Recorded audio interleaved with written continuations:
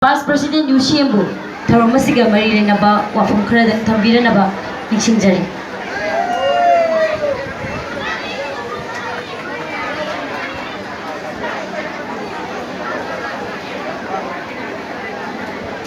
An Bamatada Ashigi Yankai Taret Shuba Hungers Marsus Day Changlam Pongchat Numidashigi Nasigi Torom Masigi Torom Mapugi Pampam Lang the election Biriba Gino Ibungo Haubizam Talamba President All Manipur Students Union Amsu Boikai Kunaza Busari Luna Nasigi Atoi Bamitunglen Gi Pampam Lang the election Biriba Yamba Ayek Pam Dijen former President All Manipur Students Union Amsu Busoina Ikai Kunaza Busari Luna Nasigi Shumlaba Yankai Taret Shuba Chaglam Kongchat Tauramasi Pumapung Pan Binam Namata Langbiragliba Lamdam Sigi Tongan Ba Civil Society Organization Gi Lusingbi Sing Imaibel Barumapang Amadi Asigi Tauramasida Maduina Sarugaba Langbiragliba Tongan Ba School di Mahiroi Sing Punamapui Kai Kunazabadu Sari Amadi Asigi Tauramasibu Miamda Hena Mapung Hana Kangan Nabagi Damata Langbiragliba print Amadi electronic media gi chine Punamakuswaina Ikai Kunazabadu Sari Asigi Shumla Koina All Manipur Students Union Amsuna Yankai Tarelak Shuba Shumlaba Hungers Marshals Day Chaglam Kongchat Karigi Namata Pangkong Ibano I Bataragadi Ashishi Sahi Yankai Taret Chupna Manipur da Adum Lava in Chok Rishingamaga Samapan Humpu Mangagi Adum Lava Togo Kusimgi Dum Lava Chak Tangbagi Togo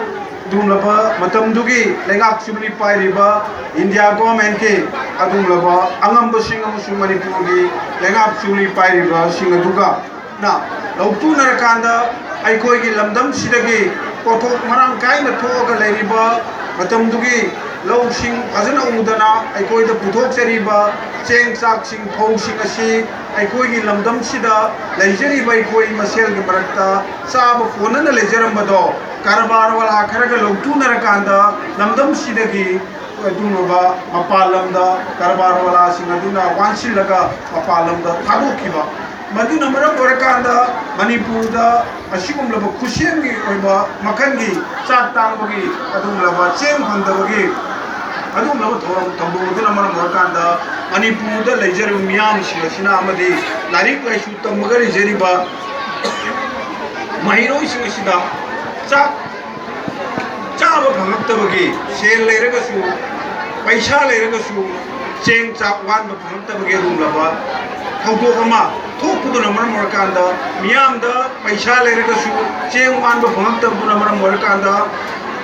aikoi larik tamjari ba mahiroi miam ka sa ba phang ta ba pugli hamak pa adu na maram morakanda hongnaru ba dodana mahiroi sing aduna lenga chubli pairi bangam mathong sing adu gi mathakta akan ba khongjing chengchelakanda chak laming cheng piwai duna lau ki bu na maram morakanda du la ba august ki tang kun tareda du da manipur government da thonjen ba matamda adugi chak pirak pa ching pirak gi mohutta adum ba nongmai guli nam sung chagina pakum pirak kanda samjaraba mahiroi ohum sung all india radio gi driver ama yauna mioi mari gi principle kamnan ki ba ngasi namo kamdore ngasi ge sumlaba lamdam sida manipur da hinguba koi furupa moina jati moina koi ngasi di India go India lenga ki makha da leiru ba koi kunai si ngasi di makan meten ke agi chake me am ka koi da pir ga lai ngasi di issue me am ka nei koi langoi chelaga lai koi issue mata niam khana am su mari to government am su India government na papam khana lo chi ni wa pam ba asi pa da lai te koi manda ngasi koi indigenous people sin kanjana ba da mata koi miam na adum laba lamdam sida indigenous peoples kanna bagi na matakan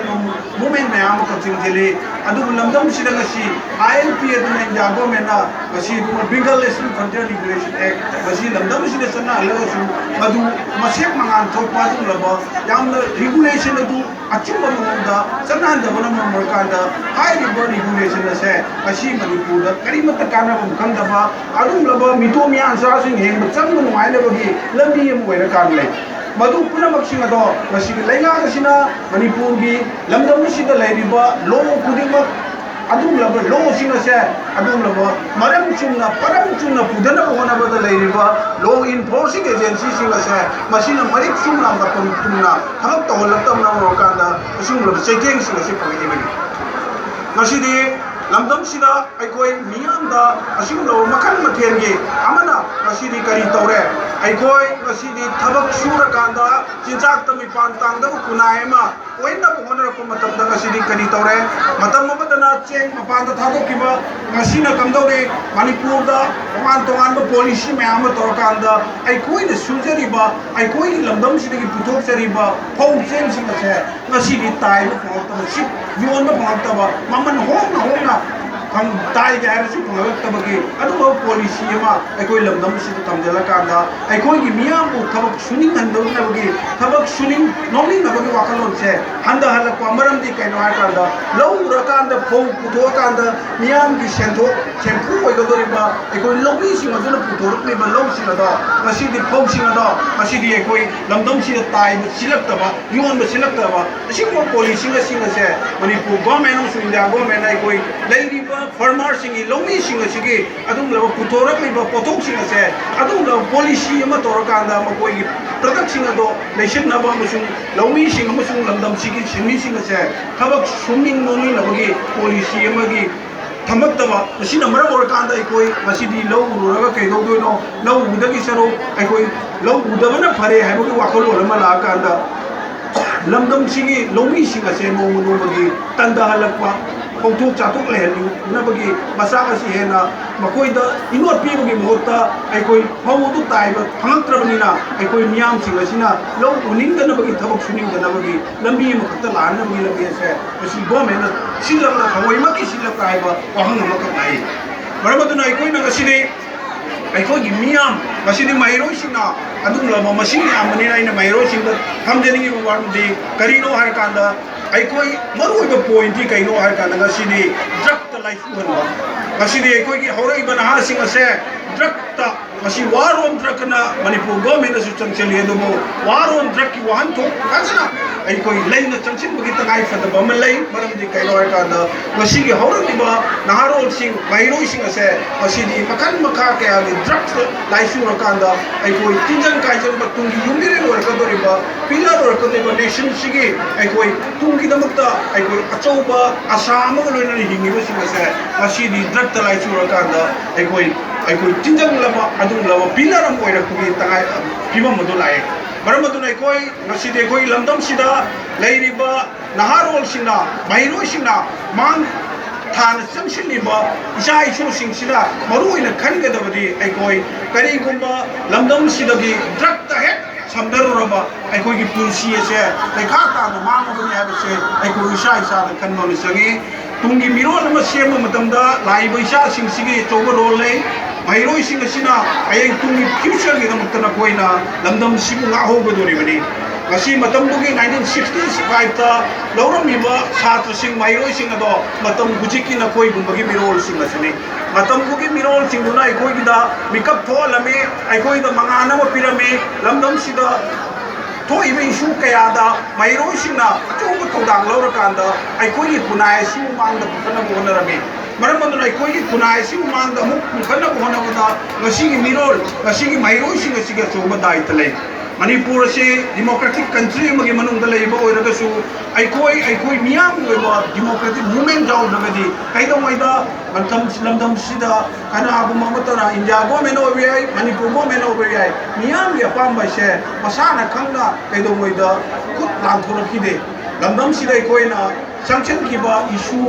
movement sida dunai koi sakini armed forces special power Manipuri lol Bharat Samvidhan Nepal suku sedula chana bhona rakpa tongan ba mayam ka lai khimi issue sing ase asing asing ba सरकार सिदा कोई ना तक न रकांदा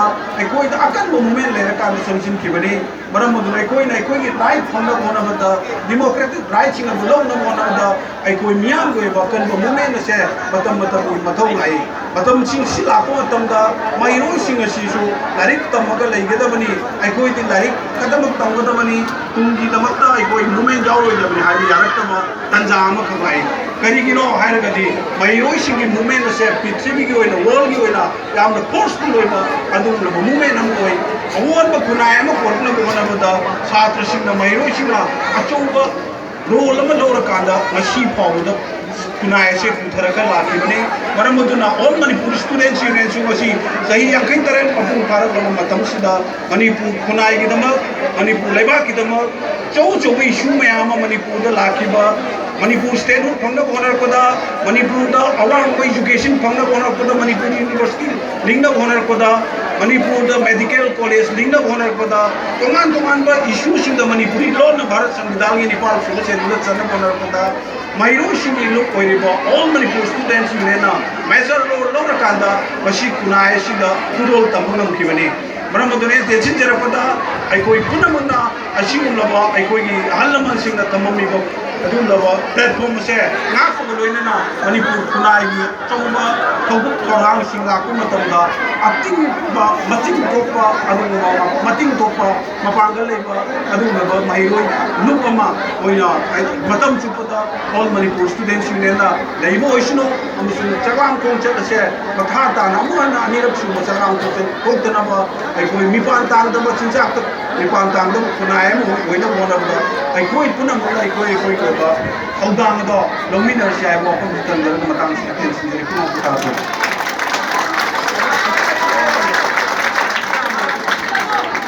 थागचरी इबुं मफम मसिदा लेबिरिबा महिरोसिना थाजरिबा